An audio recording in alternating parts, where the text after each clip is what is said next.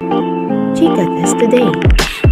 Sa isang interview, nang tanungin si David Licauco kung sino pa ang gusto niyang makatrabaho, binanggit niya sina Catherine Bernardo, Joshua Garcia, Dennis Trillo, Dingdong Dantes, at syempre hindi mawawala si Barbie Forteza. Gusto ko makatrabaho si Joshua Garcia, diba? Kasi napakagaling niyang actor, Catherine Bernardo, Dingdong Dantes, yeah, and Dennis Trillo. Nami-miss ko na siya katrabaho. Yeah, and of course Barbie. Maraming fans ang natuwa na isinama ni David si Barbie sa listahan, lalo na ang mga tagahanga ng Barda Love Team.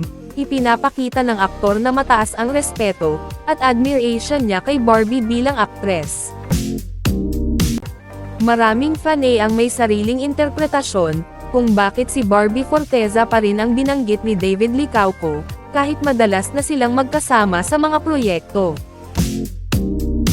Isa na rito ang pagkakaroon ng unspoken chemistry ng Barda.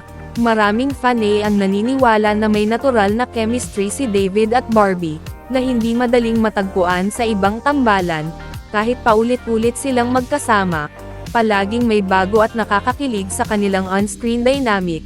Kaya para sa fans, ang pagbabanggit ni David kay Barbie ay patunay na genuine ang admiration niya sa aktres. Respeto din sa kakayahan ni Barbie, hindi lang dahil love team sila, kundi dahil si Barbie ay isang award-winning actress.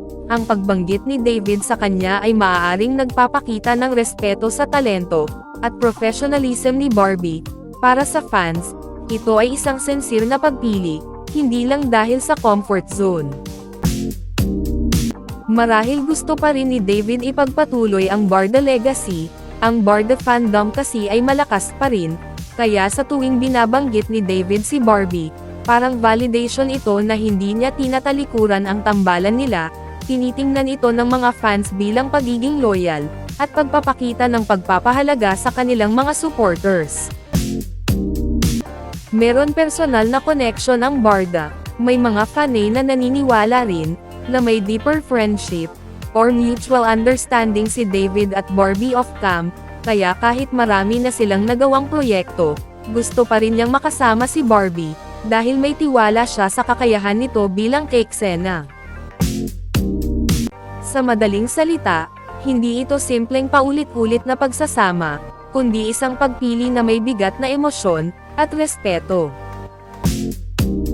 Samantala, ang pagbanggit naman niya kina Catherine, Dennis, Joshua at Dingdong ay nagbigay ng excitement sa fans. Ibig sabihin, handa si David na makipagsabayan sa mga batikang artista, at gusto rin ng fans makita kung paano siya magpe-perform sa mas malalaking proyekto. Sa kabuuan, ang naging sagot ni David ay tinanggap bilang isang pagpapakita ng ambisyon at respeto sa industriya. Kung mangyari man ang mga collaborations na ito, siguradong tututukan ito ng fans. At kahit may mga kontrobersya, mas nangingibabaw pa rin ang suporta at pag-unawa ng fans kay David.